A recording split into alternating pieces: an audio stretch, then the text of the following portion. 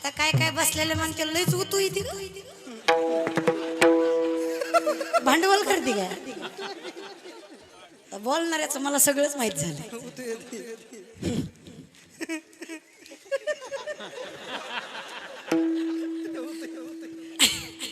बोलणारे असेच बोलतात त्याला लयच नाचती.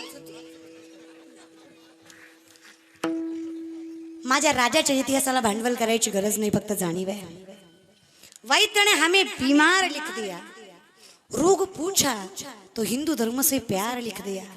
शुक्रगुजार रहेंगे हम उस वैद्य के जिसने दवा में छत्रपति शिवाजी महाराज का नाम लिख दिया. औषधही तेच नशा, ही नशा उतरवायची ना औषध. आणि मी तर म्हणते इथं नाचावं, इथं नाचा नाही. आपली नाचतात ना, कलवरीकडं बघू बघू, जेवढी कलवरी सुंदर तेवढा डान्स भारी महाराज. भक्ती सतो माझ्याकडं मला भिकारी झाल्या नाचतेला ह्यांना काय बरोच केलं ह्यांना फक्त वाजलं पाहिजे. अवघड आहे म्हणजे इथं नाचणं चुकतं तिथं नाचणं योग्य हे काही मला कळतच नाही दादा. म्हणजे पैसे घेऊन कीर्तन करणं वाईट आणि आम्ही पैसे घेत नाही हे सांगून मोठं बांधणं योग्य.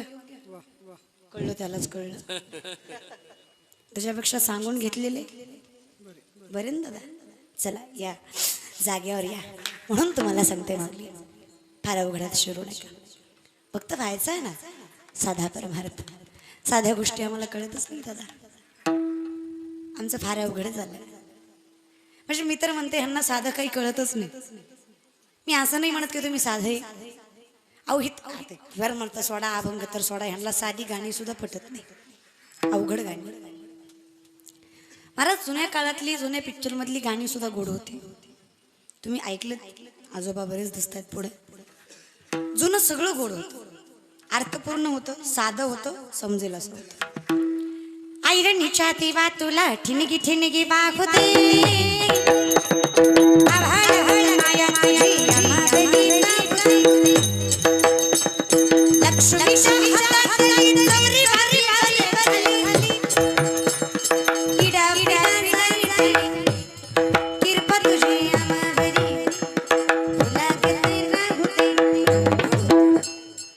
आजकालची गाणी. आजकालची गाणी नाही का ऐकली मी सांगू. लय ओमकार महाराज लय गोड गाणी. काळी मैना दिसतेस तरुण तरुण, काय अर्थपूर्ण आहेत महाराज. होईल करोना जाशील मरून,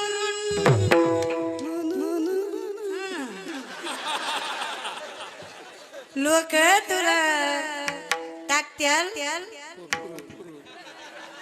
घे ग प्रेम म्हणजे परमार्थाला काय आग लागते का.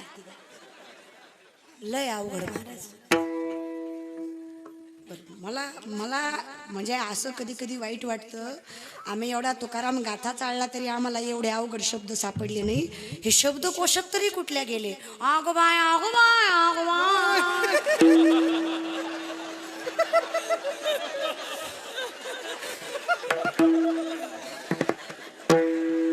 एवढा अवघड शब्द सापडला का महाराज आपल्याला. तुकोबरायला सापडलं नाही, नाथ बाबाला सापडलं नाही, नामदेव राहिले ह्याला सापडलं कुठं. बरं हे कळतंय तरी बदाम बदाम कच्चा बदाम ह्याचा अर्थच कळला नाही मला अजून. अरे केव्हा पकायचा तुमचा बदाम. पकेल कुठली अरे कळलं असं तरी म्हणा. लय येडी लोक रे दादा. हे मला तर इतकी शहाणी भेटते ती. मला परवा दिवशी पोरगा भेटला, म्हणला ताई, म्हणलो काय झालं बाबा लयच ऊर ताणूनच आला. म्हणला तू एवढं कीर्तन करत बोंबलत फिरती, मला एका प्रश्नाचं उत्तर दे. म्हणलं काय. म्हणला कृष्णानं बिना लग्नाचं प्रेम केलं, तुम्हाला जमलं आणि तुम्ही आम्हाला म्हणता प्रेम करीत जाऊ नका, लाज वाटते तुम्हाला. पोरगा मला म्हणलं, मग तोंडच गप झालं. म्हणलं आपण कीर्तन करून बोंबलत फिरण्यात मजाच नाही मामा. पोरं किती चुकीचा अर्थ काढतात आपल्या बोलण्याचा. पिक्चर, टीव्ही, मालिका हे जे तुम्ही पाहता ना दादा, ह्यात सत्य फार कमी असतं. मी सांगते, तुम्हाला जर वाटत असेल की कृष्णाने बिना लग्नाचं प्रेम केलं आणि त्यांचं प्रेम आणि आमचं, इथं बसलेला प्रत्येक पोराला वाटतो मी म्हणजे कृष्ण ती म्हणजे राधा. ही म्हणून हीच नाही, महाराज लोक सुद्धा राधा कृष्णाचे स्टेटस ठेवू बी.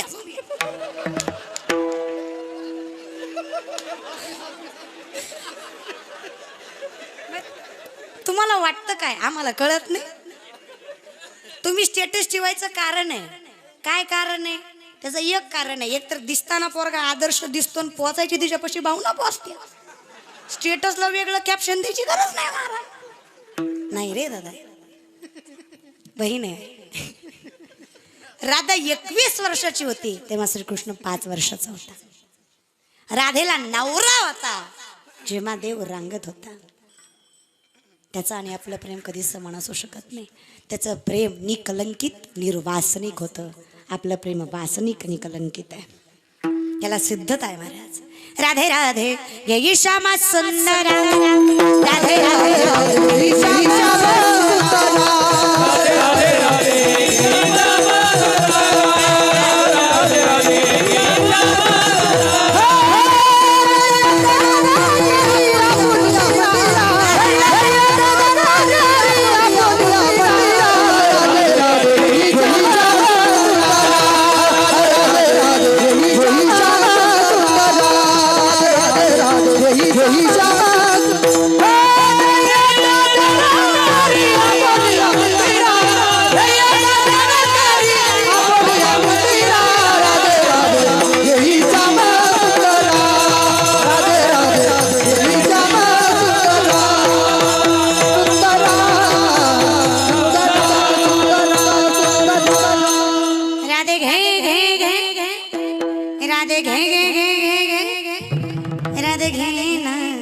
कडेवर घे या गोविंदा, कुठं घे कडेवर घे, कुठं नाही तुझ्या मंदिरात नाही. हे प्रेम आहे आणि ही भक्ती आहे.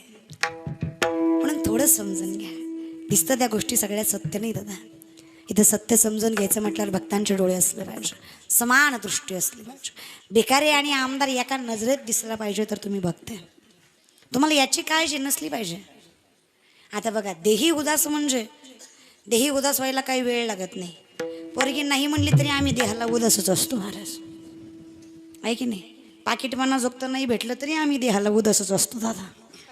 त्यात काही म्हणजे असं देहाला उदास व्हायचं म्हणजे भक्ताचं लक्षण असं काही नाही. पण देही उदासीचा तोंड अनुषंगाने आपण विचार करूयात. एकतर त्यांच्या हातात आहे, योगी तोही करी ती परिक्रमे त्यांना बंदी जती जे सांडलेले आहे संगती अहम भावाची.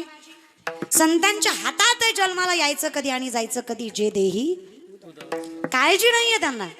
का काळजी नाहीये? कारण घेई ना मी जन्म याच्यासाठी देवा तुझी चरण सेवा, आणि पाहिजे तेव्हा एका वेळ करी या दुःखा, म्हणून देही उदास. आणि दुसरं काळजी नाहीये कारण विश्वास आहे की तो माझा आहे, आणि जेव्हा तो माझा होईल तेव्हा मी भक्त होईल. एक सुंदर काव्य आहे बघा, भक्त कुणाला म्हणावं. जेव्हा अपेक्षा फक्त एवढीच असेल, केवढी? श्याम सावरे मेरे श्याम सावरे, श्याम सावरे मेरे श्याम सावरे, जाने कब होगा वो नजारा, तुझे मिल जाए सारी दुनिया छोड़ दूं, कुछ मांगू दोबारा, तुझे मिल जाए सारी दुनिया छोड़ दूं, कुछ मांगू नहीं दोबारा. श्याम सावरे मेरे श्याम सावरे, श्याम सावरे मेरे श्याम सावरे, जाने कब होगा वो नजारा, तुझे मिल जाए सारी दुनिया छोड़ दूं, कुछ मांगू नहीं दोबारा, तुझे मिल जाए सारी दुनिया छोड़ दूं, कुछ मांगू नहीं दोबारा.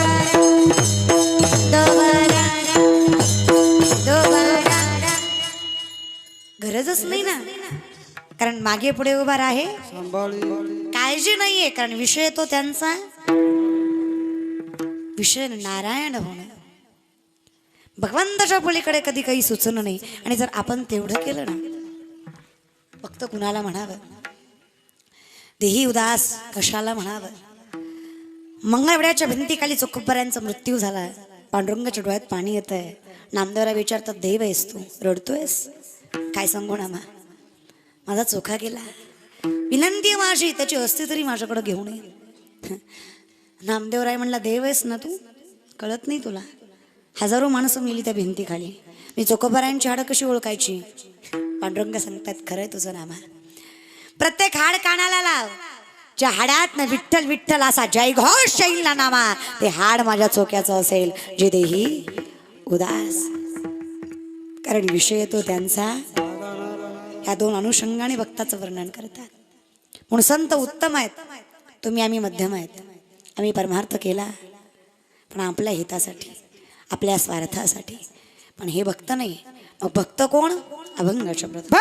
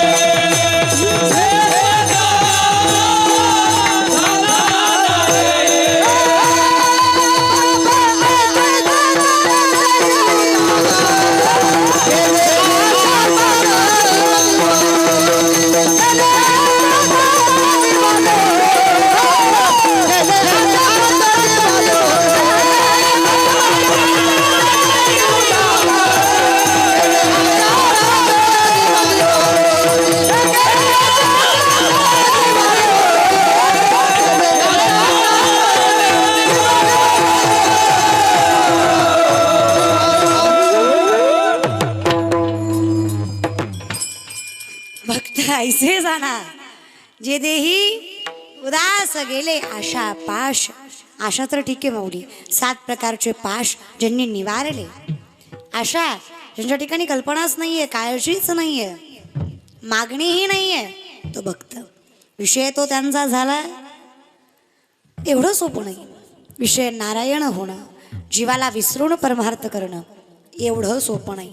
दिसतं तेवढं तर नाहीच नाही. ज्यांनी सर्वस्व भगवंताला आपण पैशाला जास्त किंमत देतो. पण संत बारकोड सांगतात आमच्यासाठी कसं आहे, विपदो विपदो नेव संपदो न च संपदा विपदा विस्मरणम विष्णू संपन्न नारायण स्मृती.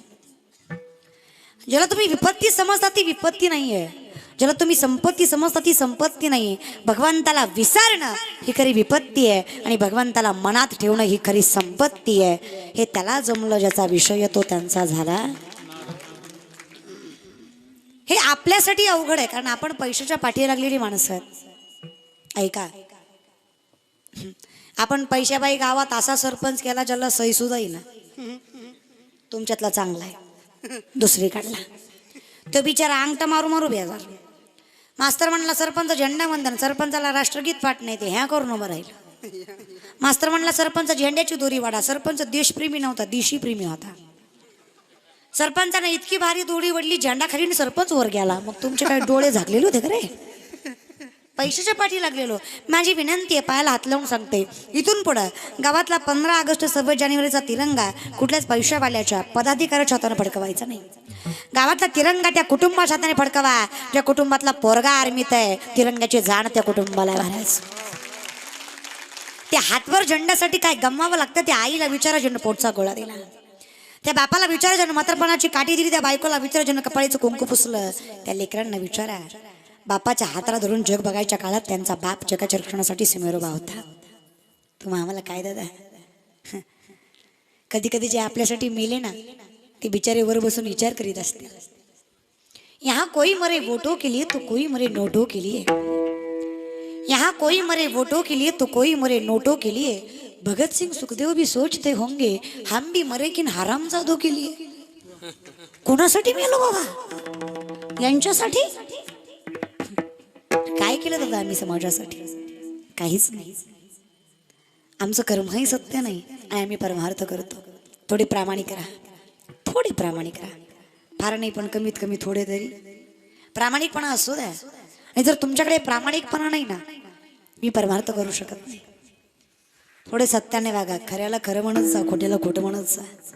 पटलं नाही तर नाही म्हणत जा, होय तर होय म्हणत जा. आमचं तसं नाही दादा, मी तोंडावर फक्त गोड बोलतो. आणि हे ज्याला जमलं ना त्याला संत होतात. नाथबाबा सांगतात काय करू तोंडावर आहे न ऐकती, तो का म्हणे मेलो सांगता. हे संतांनी तोंडावर सांगितलं. आणि संतांकडे प्रामाणिकपणा होता. संत कधीच म्हणले नाही माझ्या पाया पड तुला लेकरू होईल म्हणले, पण संत प्रामुख्याने म्हणले नवसे कन्या पुत्र होती तरी का करणे लागे पती. अरे नवसानच लेकर झाली असती, लग्न काय बॉम्बलाई केली असती का? कळलं त्यालाच कळलं. कोणी शिकवला तुम्ही हा परमार्थ? फार साधा दादा, फार सोपा आहे. नामसंकीर्तन साधन पै सोपे जळतीला पापे क्षणमांतरी. मग एवढ्या सोप्याला अवघड करू नका.